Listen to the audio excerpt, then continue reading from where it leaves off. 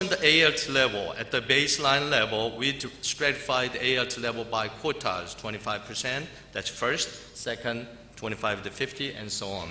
As you could see in fourth quartile level, elevated ALT value indicating they are high risk for diabetes. And this data was published in Diabetes Care, and we are continuously following what is the relation to this ALT and diabetes. This is another the slide which was reported in endocrinology, clinical endocrinology, follow-up over 12 years from the beginning of the study, and there were smokers and non-smokers. As you could see, even the controlling all these potential risk factors, we see the people who smoke more than 20 cigarettes per day, showing about 1.2 times greater risk for developing diabetes in the future. This is one of the findings published in 2015 and blood pressure-related diabetes. We always think that diabetes, when you get the diabetes, your blood pressure starts to increase, and then you're developing cardiovascular disease and so on and so on. So we stratified whether this is the truth, or stratified the blood pressure levels in 4 levels based on JNC7's criteria. And this is what we found. So our hypothesis, having a normal glucose level and diabetes, see how many of them develop or have a hypertension during the follow-up period. And we found there's no difference, 7.6% and 9.3%. So we revert this thing and see the normal tension and hypertension. Is there any development, or there's a relationship with hypertension and diabetes? Sure enough, there was almost 1.5 times greater risk to develop diabetes among those people who showed hypertension at the beginning of the study. So, what is shown after controlling all these potential risk factors, people who had a severe hypertension developed diabetes 1.8 times greater than those people who are normal tension. So there is a relationship with the hypertension and diabetes. So based on this study, this was again published in Diabetes Care. In Korea, the government started implemented that people who have a diabetes, they ask them to look for the glucose level too, as well as the blood pressure. What about the genetic factors? All of you think diabetes has a strong relationship with the genetic factors. Let's see whether it is true.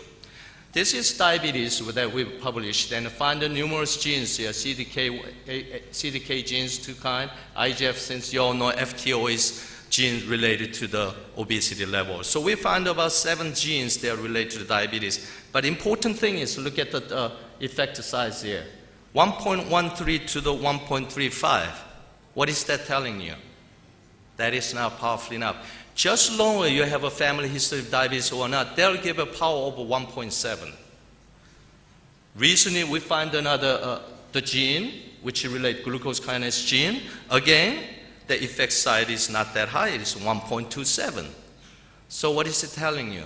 There is no single gene related to diabetes. It is more environmental gene, environment interaction related. However, based on this study, we find very interesting facts that is related to diabetes. We all get older, and then see what happened in our glucose metabolism. So this is what we found. This is very busy slide, but the green circle is normal, IGT, and DM. So during the follow-up period, you could see this group is normal, and they're normal. Their insulin secretion goes up, insulin resistance goes up. So we want to see whether this is true. So we formed a vector plot, and each arrow indicating 2 years of time. This is normal. You could see as you get older, insulin secretion increases. This is very surprising, isn't it? Increases it, but insulin resistance also increases, but more increase of insulin secretion than insulin resistance. So we further look at it. So what is the left side bar showing the insulin secretion and insulin resistance. In normal and diabetes, in normal people, who develop diabetes in the future, their insulin sensitivity decreased about 55%. The diabetes case decreased 55%. Insulin resistance, about 80% decreased it. So we compare this between the 2 groups, in normal and diabetes group, insulin secretion, insulin sensitivity. in normal group who stayed in normal, not developing diabetes during the follow-up, look at how much their insulin secretion increased. 70% increment of the insulin secretion as you get older. However, their insulin sensitivity drops about 36%. So what it's showing is you drop the insulin sensitivity, but they're producing enough insulin to be stayed at normal level. However, those people who develop diabetes, look at what happens. Only 2% increase insulin secretion. So their insulin secretion defect exists even prior to develop diabetes. And insulin resistance, 280% decreases. So no insulin compensation, insulin resistance, obvious enough, they develop diabetes. So we could even identify this kind of people at early stage and start do the intervention to prevent diabetes. So based on this, we stratified in the low group in insulin sensitivity, high group, insulin resistance, so on. So if you look at the high group, where we have a low insulin secretion and then low insulin resistance showing the 6 times greater risk diabetes. This is a high-risk population. So what do you do with these epidemiologic findings? We made an assessment model to detect individuals who is high risk for diabetes. So this is the risk factors we identified, and I'll show it to you earlier slide, same slide. And using this relative risk, we formed risk model like this. Simple form, if this person has a metabolic syndrome, yes. No family history, living in urban area, physical stress, no stress, and this person is IFG. Based on this, just checking list, we could predict this person will develop diabetes next 12 years, and the probability is almost 90%. So without even going into details, we could select out people like this and start to intervene, and so they could prevent diabetes. So what did we learn from epidemiology studies from our prospective cohort study? A lot, but I wanted to share one thing with you. That is impaired fasting glucose, or IFG, or IGT. That is pre-diabetes cases. In Korea, it is continuously increasing. Male is 24%. They are experiencing pre-diabetes, and females about 50%. And that is continuously increasing it. And we found this. Every year, there is a new case of IFG, IGT, and combined IFG and IGT. The red line is every year, for first 2 years, we found about 4% newly developed both IFG, IGT, and about 7% IFG, about a little more, about 13% developed IGT. They were normal 2 years before. And following 4th year, again, same level. So if you use the regression line, this is the mean. About 4% of the in the Korean population, they newly developed IFG and IGT. And about 8% develop IFG, and about 13% on average develop IFGs, IGTs. So what is the big deal about this? The fact is this. Just look at the red bar. Those individuals who are normal glucose tolerance at the baseline, and following for 12 years, about 12% develop diabetes, which means again, 1% each year develop diabetes. However, those individuals who experienced IFG or diagnosed with IFG at the beginning of the study, about 40% developed diabetes within 12-year follow-up period. Those individuals diagnosed with IGT, about 40% will develop diabetes during the follow-up. So both IFG, IGT are at the same level of risk for diabetes. However, those individuals who are diagnosed with IFG and IGT, look at the figures, almost 80% converted to diabetes within the 12 years of follow-up period. Thank you very much for your attention.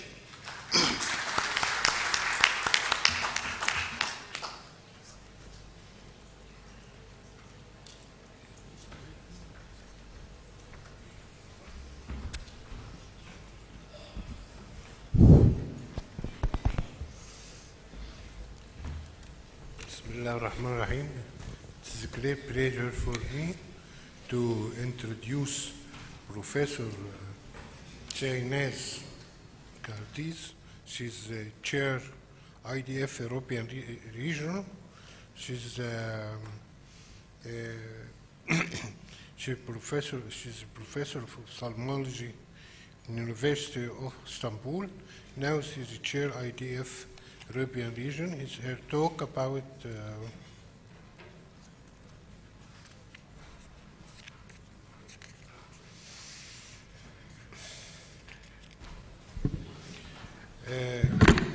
gap between our current diabetes knowledge and its translation into real life. Professor Sinez. Dear Dr. Rashan, thank you so much for this nice introduction. I want to start again by thanking Dr. Inas Shaltout and the organizing committee for giving me the opportunity to address to you with this topic. Thank you so much. Sir Michael Hurst and Professor Namhan Cho has very clearly given the numbers and clearly indicated that diabetes is one of the largest health emergencies of our century. World Economic Forum, that is committed to improving the state of the world, also considers diabetes and other non-communicable diseases as a major threat to economic growth, national development, in addition to human health.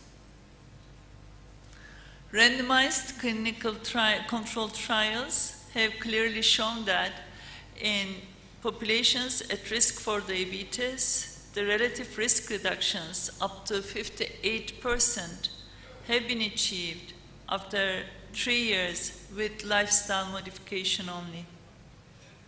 But in real life, still the numbers are rising. Each year, more and more people live with this condition. We know the risk groups and how to screen for diabetes, but no country has diagnosed every person with diabetes. Millions of people with diabetes are undiagnosed and are therefore more at risk of developing complications.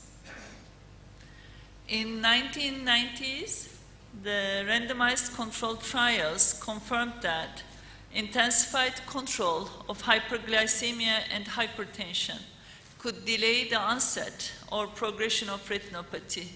These findings, and also other complications, and these findings accelerated a movement towards intensified risk factor control. I want to bring you an example from diabetic retinopathy, as I'm an ophthalmologist.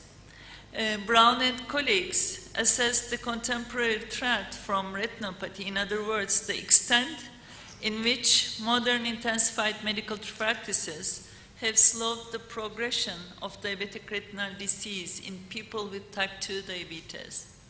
They compared results from the Wisconsin epidemiologic study of diabetic retinopathy, which was carried out in the beginning of 1980s, before aggressive risk factor control was widespread, to contemporary data from Kaiser Permanente Northwest population that had an extended history of improved glucose and blood pressure control. The figures show that the data for background diabetic retinopathy against duration-specific prevalence. Still, in Kaiser Permanente Northwest group, 11% of people with duration of diabetes 5 years and 23% of people with duration of diabetes 9 years develop background diabetic retinopathy. So clear evidence of improvement, but the numbers are still very high.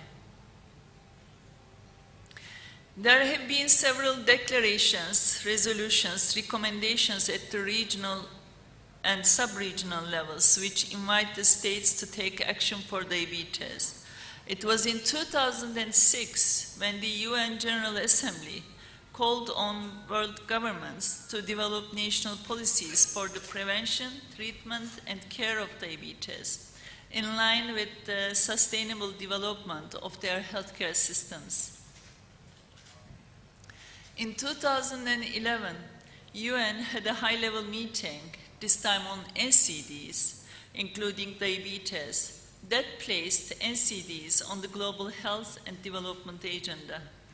The General Assembly recognized that the most prominent non-communicable diseases are linked to common risk factors, namely an unhealthy diet, lack of physical activity, tobacco use, and harmful use of alcohol, and recommended, among others, to promote, establish, or support and strengthen multi-sectoral national policies and plans for the prevention and control of non-communicable diseases.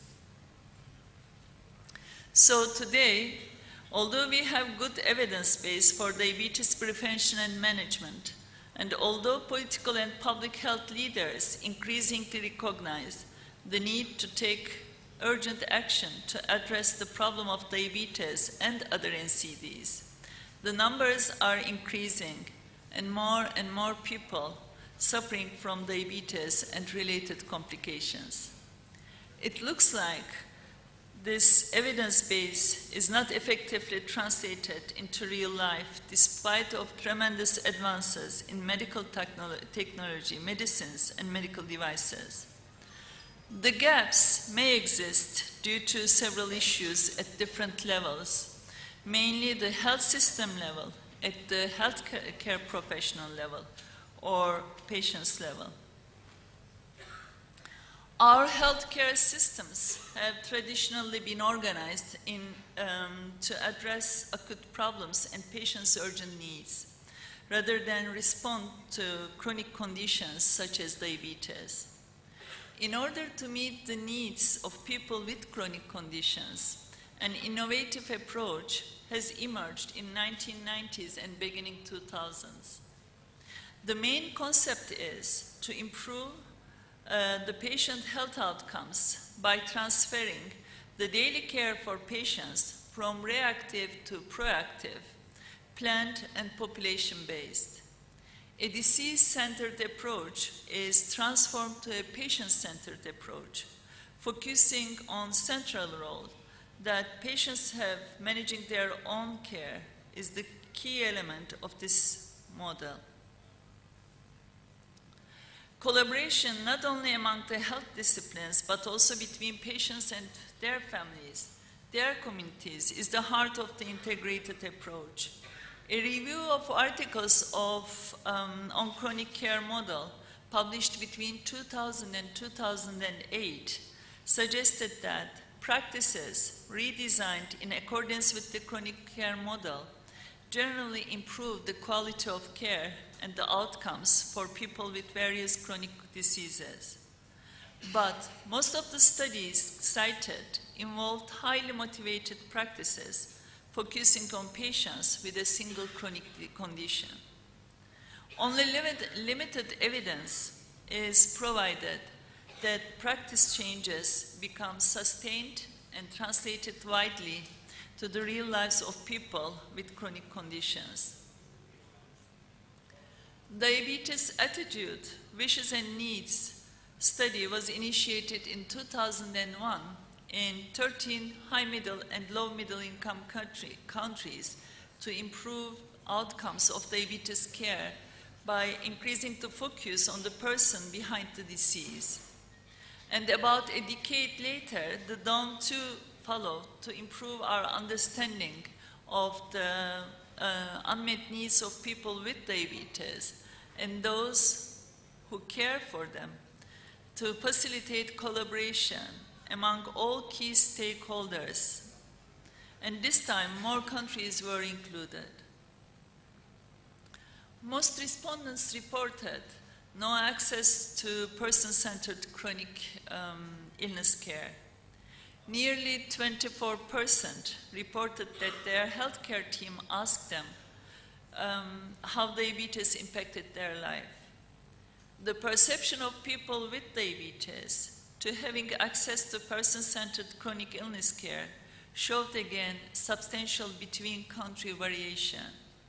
The patient assessment of chronic illness care score ranging from 21 nearly to 56%. Overall, 47% of respondents were satisfied that their care was well organized, but again, with wide variation between countries, ranging from nearly 19% to 68%. Down 2 study also included the healthcare professional perspective on barriers and resources for optimal care. About 4,800, nearly 4,800 healthcare professionals from across 17 countries participated to the online survey. Mainly, the healthcare professionals indicate that improvements were needed across a range of areas related to provision of diabetes services. Only 31% believed that healthcare was well organized for managing chronic conditions. In some countries, up to 1/3 of healthcare professionals reported not having received any formal diabetes training.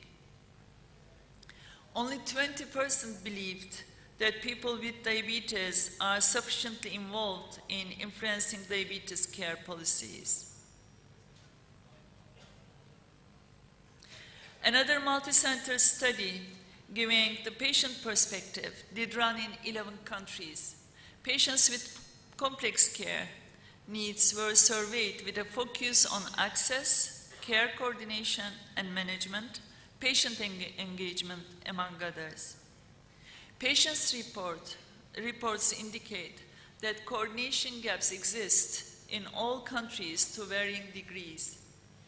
1/5 to more than half of the sicker adults reported coordination gaps related to medical recourse or tests or communication failures between the providers.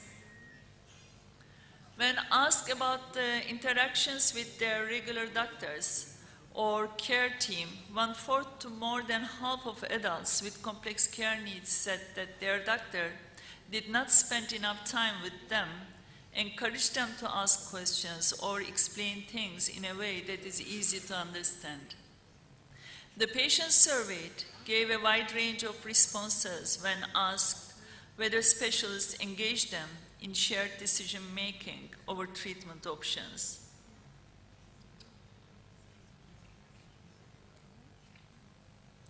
Among patients reporting chronic disease, the survey found that sizable gaps in guidance and support in managing their condition. 30% to more than half said that their care team did not discuss main goals, help make a plan, or give clear instructions in the past year. In all countries, except Switzerland, UK, and the US, 1/3 or more patients answered no to each question concerning their engagement in managing care. Deficits also emerged in access to advice and follow-up between visits for chronically ill patients. These and other studies show that our healthcare systems are still not successfully transformed to cope with diabetes epidemic and other chronic diseases after nearly 3 decades of suggested chronic care model. A basic component of this model is the self-management support, which can only be realized with successful patient education. The programs, these education programs are the key to the success of the model. It is designed to enable a patient or a group of patients and families to manage the treatment of their condition and prevent avoidable complications while maintaining or improving quality of care. Its principal purpose is to produce a therapeutic effect additional to pharmacological treatment and other interventions. Access and availability of education is another major problem in many countries. Again, in Down 2 study, the majority of people with diabetes in all countries who attended an education program found it somewhat helpful or very helpful. So despite the recognition of the benefits of self-management, less than half of respondents participated in any education program with wide cross-national variation. there were very big in between country. I mean, there were very big variations between the countries.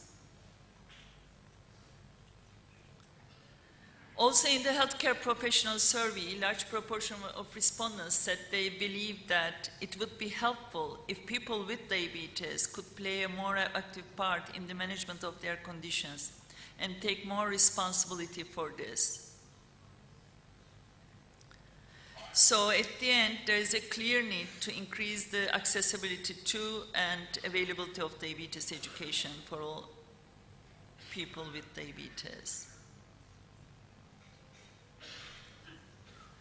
To reverse the diabetes epidemic and related challenges, we need a paradigm shift, a coordinated and comprehensive approach at every stage, integrated healthcare, alignment of sectoral policies for health, and multi-stakeholder involvement, a greater responsibility and contribution from all civil society and the NGOs, of course, as part of it. A meaningful result, however, can only be achieved through national diabetes strategies, their successful implementation and close monitoring. And adequate and sustained funding should be allocated to run the programs. As an example, I want to give you the situation in Europe. In 2005, IDF Europe has collaborated with FEND to produce a whole of Europe audit, the diabetes policy puzzle, in order to document the diabetes epidemic and disparities in national policies and practices that exist in Europe. According to the 2011 edition of the diabetes policy puzzle, only 25 out of 47 countries in Europe had a national diabetes plan in place. According to the last audit, 2014 edition, there are now 30 European countries with a national plan addressing diabetes specifically or within a plan for non-communicable diseases. And another 10 countries are announced such a plan in the near future. No direct correlation could be established between a country's diabetes prevalence and whether or not it had a plan. This suggests that adoption of such a policy tool to address diabetes has more to do with national political will and national health policy framework than with the burden of the disease only. National plans in Europe for diabetes vary according to their content and scope, with some more focused on primary prevention and others more targeted at tackling secondary complications. Unfortunately, getting reliable information on the monitoring and implementation of national plans, programs, and policies was difficult to obtain.